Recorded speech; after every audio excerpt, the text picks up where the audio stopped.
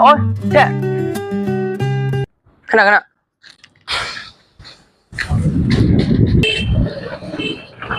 မ9နိုင်တော့ခွဲသွား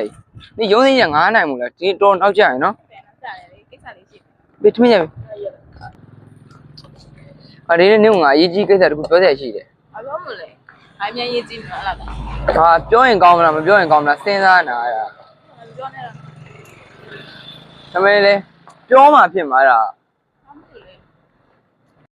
တော့ငါပြောမယ်ဟာသင်ခဏရဲ့